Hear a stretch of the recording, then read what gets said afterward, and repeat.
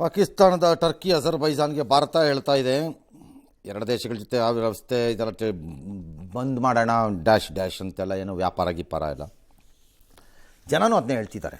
Shooting ಗೀಟಿಂಗ್ ಮಾಡಬೇಡಿ ಅಂತೆಲ್ಲ ಹೇಳಿದ್ದಾರೆ, ಸಿನಿಮಾ ಬಹಿಷ್ಕಾರ ಮಾಡೋದಕ್ಕೆಲ್ಲ ಹೇಳಿದ್ದಾರೆ. ಟೂರ್ಸ್ ಆ್ಯಂಡ್ ಟ್ರಾವೆಲ್ಸ್ ಏಜೆಂಟ್ನವರೇ ನೀವು ಯಾರು ಹೋಗ್ಬೇಡ್ರಪ್ಪ ಅಲ್ಲಿಗೆ, ನಾವು ಟಿಕೆಟೇ ಕೊಡಲ್ಲ ನಿಮ್ಗೆ ಹೋಗತ್ಲ ಕಡೆಗೆ ಅಂತ ಅವ್ರು ಅಂದಿದ್ದಾರೆ. ಇವೆಲ್ಲ ಸರಿ ಇದೆ. ಮಧ್ಯ ಸೆಲೆಬಿ ಅಂತ ಏರ್ಪೋರ್ಟಲ್ಲಿ ಗ್ರೌಂಡ್ ಇದನ್ನೆಲ್ಲ ಹ್ಯಾಂಡಲ್ ಮಾಡ್ತಾ ಇದ್ದಂಥ ಸಂಸ್ಥೆ ಟರ್ಕಿ ಮೂಲ ಅಂತ ಇದೆ. ಹಂಗಾಗಿ ಅವ್ರದ್ದು ಲೈಸೆನ್ಸ್ ಕ್ಯಾನ್ಸಲ್ ಮಾಡಿದ್ದಾರೆ, ಅವ್ರೇನೋ ಕೋರ್ಟ್ಗೆ ಹೋಗಿದ್ದಾರೆ, ಅದೇನೋ ಒಂದು ಆಗುತ್ತೆ. ಇದೆಲ್ಲ ಓಕೆ, ಇದೆಲ್ಲ ಜನರದ್ದು ಪ್ರತಿಕ್ರಿಯೆ. ಸರ್ಕಾರದ ಪ್ರತಿಕ್ರಿಯೆ ಏನು? ತಿರಂಗ ಯಾತ್ರೆ ನೀವು ಮಾಡಿದ್ರೆ ಬಿ ಜೆ ಪಿಯವರು ಊರಲ್ಲಿರೋ ದೇಶದಲ್ಲಿರೋರೆಲ್ಲ ಮಕ್ಕಳು ಇದರಿಂದ ಮುದುಕರಿಂದ ಆಡಿದಾಗ ಎಲ್ಲರೂ ಗಲ್ಗಲ್ಲಿಂದ ಬಂದುಬಿಡ್ಬೇಕು ಹಿಡ್ಕೊಂಡು ಅನ್ನೋದೇ ಆದರೆ ನಿಮ್ಮ ನಿರ್ಧಾರ ಏನು ಹೇಳಿ? ಪಾಕಿಸ್ತಾನಕ್ಕೆ ಈಗ ಏನೇನು ಮಾಡಿದ್ರಿ, ವ್ಯಾಪಾರ ವಹಿವಾಟನ್ನೆಲ್ಲ ಒಪ್ಪಂದ ಎಲ್ಲ ರದ್ದು ಮಾಡಿಕೊಂಡು ಮಾಡಿ ಟರ್ಕಿಗೂ ಅದ್ಯಾಕೆ ಬರೀ ಜನಕ್ಕೆ ಬಿಟ್ಕೊಂಡು ಕೂತ್ಕೋತೀರಿ? ಜನಕ್ಕೆ ಬಿಟ್ಟಾಗ ಪರವಾಗಿಲ್ಲ ನೀವು ಎಸ್. ಇನ್ನು ಜಗತ್ತಿನ ಅತಿ ಎತ್ತರದ ಮೌಂಟ್ ಎವರೆಸ್ಟ್ ಏರುವ ಹಾದಿಯಲ್ಲಿ ಭಾರತೀಯ ಸಾಹಸಿ ಮೃತಪಟ್ಟಿದ್ದಾರೆ. ಪಶ್ಚಿಮ ಬಂಗಾಳದ ಸಬರ್ತಾ ಘೋಷ್ ಮೌಂಟ್ ಎವರೆಸ್ಟ್ನ 8,849 ಮೀಟರ್ ತುತ್ತ ತುದಿಯನ್ನು ಗುರುವಾರ ತಲುಪಿ ಸಂಭ್ರಮಿಸಿದ್ರು. ಆದರೆ ಅಲ್ಲಿಂದ ಕೇವಲ 50 ಮೀಟರ್ ಇಳಿದಾಗ ಮೃತಪಟ್ಟಿದ್ದಾರೆ. ಕಡಿಮೆ ಆಮ್ಲಜನಕ ಮತ್ತು ಎತ್ತರದ ಪ್ರದೇಶದಲ್ಲಿ ಕಾಡುವ ದೈಹಿಕ ಸಮಸ್ಯೆಗಳಿಂದಾಗಿ ಮೌಂಟ್ ಎವರೆಸ್ಟ್ನಲ್ಲಿ 8,000 ಮೀಟರ್ ಎತ್ತರ ಪ್ರದೇಶದಲ್ಲಿ ಡೆತ್ ಝೋನ್ ಅಂತ ಕರೀತಾರೆ. ಘೋಷ್ ಅವರಿದ್ದ ತಂಡದಲ್ಲೇ ಇದ್ದ ಫಿಲಿಪೀನಾದ ಸಾಹಸಿ ಶಿಖರದ ತುದಿ ತಲುಪುವ ಮೊದಲೇ ಸಾವನ್ನಪ್ಪಿದ್ರು. ಈ ಋತುಮಾನದಲ್ಲಿ ಮೌಂಟ್ ಎವರೆಸ್ಟ್ ಏರಲು ಅವಕಾಶ ನೀಡಿದ ನಂತರ ಈವರೆಗೂ 50ಕ್ಕೂ ಹೆಚ್ಚು ಸಾಹಸಿಗಳು ತುತ್ತ ತುದಿಯನ್ನು ತಲುಪಿದ್ದಾರೆ. ಇನ್ನು ಸಿಂಗಾಪುರದಲ್ಲಿ ಏನೋ ಕರೋನಾ ಬಂದ್ಬಿಟ್ಟಿದೆಯಂತೆ, ಎಷ್ಟು 14,000 ಕೇಸ್ ಅಂತೆ. ಅಯ್ಯೋಯಪ್ಪ ಅಷ್ಟೊಂದ. ಹಾಂಗ್ಕಾಂಗಲ್ಲೂ ಬಂದ್ಬಿಟ್ಟಿದೆಯಂತೆ, ಚೀನಾನಲ್ಲೂ ಹೊಸ ಅಲೆ ಬಂದಿದೆಯಂತೆ. ಅಲ್ಲಿ ಏನೇನೋ ಅಲೆಗಳು ಬರ್ತಾ ಇರ್ತವೆ, ಹೋಗ್ತಾ ಇರ್ತಾವಪ್ಪ, ಯಾವನು ಗೊತ್ತಾಗುತ್ತೆ. ಪಾಕಿಸ್ತಾನಕ್ಕೊಬ್ರು ಗೊತ್ತಾಗ್ಬೋದೇನೋಪ್ಪ, ಅಲ್ಲೇನು ಬಂತು ಯಾರಾಗ ಗೊತ್ತು. ಎಸ್. ಛತ್ತೀಸ್ಗಢದ ಮನ್ಪುರ ಅಂಬಾಗರ ಚೌಕಿ ಎನ್ನುವ ಜಿಲ್ಲೆಯ ನಕ್ಸಲ್ ಪೀಡಿತ ಗ್ರಾಮಗಳಿಗೆ ಇದೇ ಮೊದಲ ಬಾರಿಗೆ ವಿದ್ಯುತ್ ಸಂಪರ್ಕ ದೊರೆತಿದೆ. ಮುಖ್ಯಮಂತ್ರಿ ಮಜರ್ತೋಲಾ ವಿದ್ಯುದೀಕರಣ ಯೋಜನೆಯಡಿ 3 ಕೋಟಿ ವೆಚ್ಚದಲ್ಲಿ 540 ಕುಟುಂಬಗಳಿಗೆ ವಿದ್ಯುತ್ ಸಂಪರ್ಕವನ್ನು ಕಲ್ಪಿಸಿದ್ದಾರೆ. ವಿದ್ಯುತ್ ಸಂಪರ್ಕ ದೊರೆತ ಹಿನ್ನೆಲೆ ದಶಕಗಳ ಕನಸು ಈಡೇರಿತು ಅಂತ ಖುಷಿಯನ್ನು ವ್ಯಕ್ತಪಡಿಸಿದ್ದಾರೆ ಗ್ರಾಮಸ್ಥರು. ನಗರ ಪಾಲಿಕೆಗೆ ಚುನಾವಣೆ ಮಾಡಿ ಒಂದು 5 ವರ್ಷ ಆಗಿತ್ತು. ನೂರಾರು ಕಾರಣ, ಅದರಲ್ಲಿ ಬಹು ಪ್ರಮುಖವಾದ ಕಾರಣ MLAಗಳಿಗೆ ಬೇಕಿರಲಿಲ್ಲ ಈ ಚುನಾವಣೆ. ಭಾಳ ಸರಳ, ಎಲ್ಲ ಪಕ್ಷದವರು ಸೇರಿಕೊಂಡು ಅದಕ್ಕೆ ಡ್ರಾಮಾ ಮಾಡ್ಕೊಂಡು ಕಾಸು ಹಾಕ್ಕೊಂಡು ಕೋರ್ಟ್ಗಳಿಗೆ ಹಾಕಿಸ್ಕೊಂಡು ಮಜಾ ತಗೊಂಡಿದ್ರು. ಈಗ ಫೈನಲಿ ಏನೋ ಒಂದು ಆಗಿದೆ.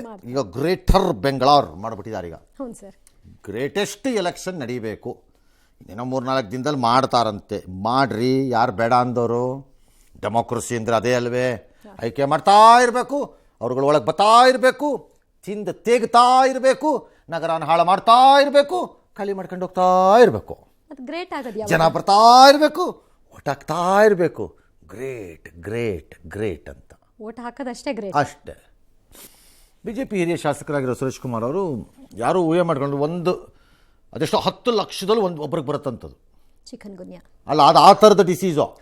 10 ಲಕ್ಷದಲ್ಲಿ ಒಬ್ರಿಗೆ. ಅವ್ರು ಬದುಕಿದ್ದೇ ದೊಡ್ಡದದು. ಯಾಕಂದ್ರೆ ಅಂದರೆ ಬಚಾವ್ ಆಗ್ಬಿಟ್ರೆ ಹೆಂಗೋ ಮಾಡಿದ್ರಂತೆ. ಅದನ್ನೇನೋ ಬಿಲ್ ಬಂದಿತ್ತಂತೆ, ಆ ಬಿಲ್ಲನ್ನು ಕೊಟ್ಟಿದ್ದಾರೆ ಅಂದ್ಬಿಟ್ಟು ಮಾಹಿತಿ ತಗೊಂಡಿದ್ದಾರೆ. ಅದಕ್ಕೆ ಸೋಷಿಯಲ್ ಮೀಡಿಯಾನಲ್ಲಿ ವ್ಯಾಪಕ ಆಕ್ರೋಶ ಅಂತೆ. ಯಾಕೆ ಆಕ್ರೋಶ? ಸುರೇಶ್ ಕುಮಾರ್ದು ದೊಡ್ಡ ವಿಷಯ ಅಲ್ವೇ ಅಲ್ಲ ನನ್ನ ಪ್ರಕಾರ. ಅಯ್ಯೋ, ಕೋಟಿ ಕೋಟಿ ಕೋಟಿ 100 ಕೋಟಿ ಲೆಕ್ಕಾಚಾರದಲ್ಲಿ ಇದ್ದವರೆಲ್ಲ ಬಿಲ್ ಕ್ಲೈಮ್ ಮಾಡಿದ್ದಾರೆ. ಆಸ್ಪತ್ರೆ ಖರ್ಚು ಶ್ರೀಮಂತರೇ ಕರೆಕ್ಟ್. ಅದಕ್ಕೆ ಇದು ಒಳ್ಳೆ ಟೈಮು. ಸುರೇಶ್ ಕುಮಾರ್ಗೂ ಹೇಳ್ತೀನಿ ನಾನು ಭಾಳ ಹಿಂದೆ ಹೇಳಿದ್ದೆ ಇದನ್ನು, ಕಾಗೇರಿ ಇದ್ದಾಗ. ಕಿತ್ತಾಕ್ಬಿಡಿ ಸಿಸ್ಟಮನ್ನು. ಎಲ್ಲ MLAಗಳಿಗೂ 50 ಲಕ್ಷಕ್ಕೋ 1 ಕೋಟಿಗೋ ಇನ್ಶೂರೆನ್ಸ್ ಮಾಡಿಸ್ಬಿಡಿ. ನಮ್ಮ ಥರ ನಮ್ಮ ಕಂಪ್ನಿಗಳಲ್ಲಿ ಇದೆಯಲ್ಲ ಸರ್, ಈಗ ನಮ್ಮ ಆಫೀಸಲ್ಲಿ ಇಲ್ವೇ? ನಮ್ಮ ಆಫೀಸು ಯಾರ್ದೋ ಆಫೀಸು, ಹೆಲ್ತ್ ಇನ್ಶೂರೆನ್ಸ್ ಮಾಡಿಸ್ಬಿಡಿ. ಬೇಡ ಕಿತ್ತಾಕ್ಬಿಡಿ, ಬೇಡ ಈ ಸವಾಸ ಆಗ ಬರೋದೇ ಇಲ್ವಲ್ಲ. ಎಸ್. ಹಿಂದೂ ಕಾರ್ಯಕರ್ತ ಸುಹಾಸ್ ಶೆಟ್ಟಿ ಹತ್ಯೆ ಪ್ರಕರಣದಲ್ಲಿ PFI ಕೈವಾಡ ಇದೆ. ಹೀಗಾಗಿ NIAಗೆ ಈ ಪ್ರಕರಣವನ್ನು ವಹಿಸಬೇಕು ಅಂತ ಹೇಳಿ ಸಿಎಂಗೆ ಕಪ್ಪು ಬಾವುಟ ಪ್ರದರ್ಶನಕ್ಕೆ ಪ್ರಯತ್ನವನ್ನು ನಡೆಸಲಾಯಿತು ಮಂಗಳೂರಿನಲ್ಲಿ. ಈ ಮಧ್ಯೆ ಸುಹಾಸ್ ಶೆಟ್ಟಿ ಹತ್ಯೆಯ ಪ್ರತಿಕಾರಕ್ಕೆ ಹಿಂದೂ ಸಮಾಜ ಕಾದು ಕೂತಿದೆ ಅಂತ ಪುತ್ತೂರಿನ ಶ್ರದ್ಧಾಂಜಲಿ ಸಭೆಯಲ್ಲಿ ಬಜರಂಗ ದಳದ ಮುಖಂಡ ಭರತ್ ಕುಂಬ್ಳೇಲು ಪ್ರಚೋದನಕಾರಿ ಭಾಷಣವನ್ನು ಮಾಡಿದ್ದಾರೆ. ಹಿಂದೂ ಸಮಾಜಕ್ಕೆ ಸಾಮರ್ಥ್ಯ ಇಲ್ಲದೆ ಕೂತ್ಕೊಂಡಲ್ಲ, ಪ್ರತೀಕಾರ ಹೇಳೋದಾದ್ರೆ ಆ ಸುವಾಸನೆ ಯಾವ ರೀತಿ ಬಂದ್ರು ಅದೇ ರೀತಿ ಪ್ರತೀಕಾರ ಆಗಬೇಕು. ಅದೇ ರೀತಿಯ ಪ್ರತೀಕಾರಕ್ಕೆ ಹಿಂದೂ ಸಮಾಜ ಕಾದುಗುತ್ತಿದೆ. ಇಲ್ಲಿ ಪ್ರತಿಕ್ರಿಯೆ ಮಾಡದೆ ಚೈತ್ರಪ್ಪ ಇಬ್ರು ಒಬ್ಬೊಬ್ಬರು ತಲೆ ಒಬ್ಬೊಬ್ಬರು ತೆಕ್ಕತಾ ಹೋಗಿ ಅದೇ ಅಲ್ವಾ ಆಗ್ತಿರೋದು ಇವಾಗ. ಮಾಡ್ತಾ ಇರಿ, ಬಿಡಬೇಡಿ, ಬಿಡ್ಲೇಬೇಡಿ ಹೇಳ್ತೀನಿ. ಒಂದಕ್ಕೆ 2, ಈ ಕಡೆಯಿಂದ 2ಕ್ಕೆ 3, ಆ ಕಡೆ 3ರಿಂದ 4, ಈ ಕಡೆ 4ಕ್ಕೆ 5. ಎಂಡೆಲ್ಲಿ ಬೆಂಗಳೂರಿನ ಇಸ್ಕಾನ್ ದೇವಾಲಯ ಮಧ್ಯದಲ್ಲಿ ಪೊಲೀಸ್ನವ್ರು ಮಜಾ ತಗೊಂಡಿರಲಿ, ಪೋಸ್ಟಿಂಗ್ ಮಾಡಿಸ್ಕೊಂಡು ಆರಾಮಾಗಿ. ಏನೂ ಗೊತ್ತಿಲ್ಲ. ಬೆಂಗಳೂರಿನ ಇಸ್ಕಾನ್ ದೇವಾಲಯದ ಭೂಮಿ ಹೊಡೆತಂದ ವಿಚಾರ ಭಾಳ ದಿನದಿಂದ ನಡೀತಿತ್ತು ಕೇಸು. ಬೆಂಗಳೂರಿನವ್ರಿಗೂ ಬಾಂಬೆನವ್ರಿಗೂ ನಿಮ್ದ ಅಂತ ಜಗಳ ನಡೀತಿತ್ತು. ಈಗ ಫೈನಲಿ ಸುಪ್ರೀಂ ಕೋರ್ಟ್ ಹೇಳಿದ್ದಾರೆ, ಬಾಂಬೆನವ್ರದ್ದು ಬಾಂಬೆದು, ಬೆಂಗಳೂರದು ಅವರೇ ಎತ್ಲ ಕಡೆಗೆ.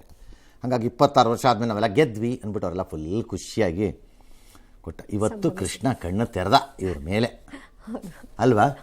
ಹಾಂ, ಒಳ್ಳೇದಾಯ್ತು ಬಿಡ್ರಿ. ಯಾರು ನಾರ್ತ್ ಬಾಂಬೆನವ್ರು ಬಂದ್ಬಿಟ್ಟಿದ್ದೆಲ್ಲ ಆಕ್ಯುಪೈ ಮಾಡ್ಕೊಂಡು ಕೂತಿರೋರು. ನೀವಾರು ಇಲ್ಲ, ನಾವು ನಿಮ್ಮನ್ನು ನೋಡಿದ್ದೀವಿ 25-26 ವರ್ಷದಿಂದ ಎಲ್ಲರೂ.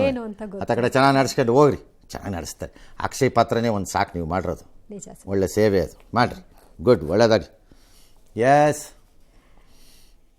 ಈ ದೇವಸ್ಥಾನ ಇಸ್ಕಾನ್ ಬೆಂಗಳೂರು ಸಂಸ್ಥೆಗೆ ಸೇರಿದ್ದು. ಮುಂಬೈನವರು ಇದರ ಮೇಲೆ ಇಂಟರ್ಫಿಯರ್ ಮಾಡುವುದಕ್ಕೆ ಆಗೋದಿಲ್ಲ ಅಂತ ಆರ್ಡರ್ ಬಂದಿದೆ.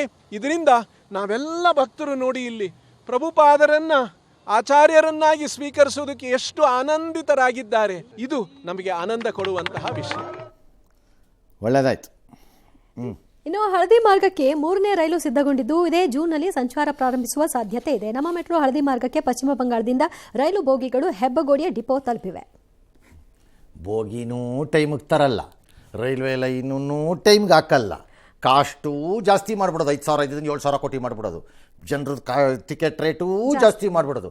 ನಮ್ಮ MP ಕಂತ್ರಿಗಳ ಥರ ಆಡೋದು. 3 ಜನ ಬೆಂಗಳೂರಿನ 3 MP ಮಹಾನ್ ಕಂತ್ರಿಗಳು. 3 ಜನ ಕಾಗದ ಬರಿತಾ ಇರೋದು, ಬುರುಡೆ ಬಿಡ್ತಾ ಇರೋದು, ಕೈಗೆ ಸಿಗ್ದಂಗೆ ಓಡಾಡ್ತಿರೋದು ಎಣ್ಣೆ ಹಾಕೊಂಡು. ನಮ್ದಲ್ಲಪ್ಪ, ನಮಗೆ ಗೊತ್ತಿಲ್ಲಪ್ಪ, ಹೌದಪ್ಪ ಅಂತ.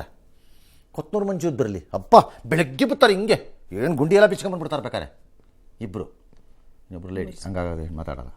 ಹಾಂ, ಇದು ಮೆಟ್ರೋ ಕತೆ. ಎಸ್, ಇನ್ನು ಮಳೆ ಆಗಿದೆ ಸಿಕ್ಕಾಪಟ್ಟೆ ಎಲ್ಲ ಕಡೆ.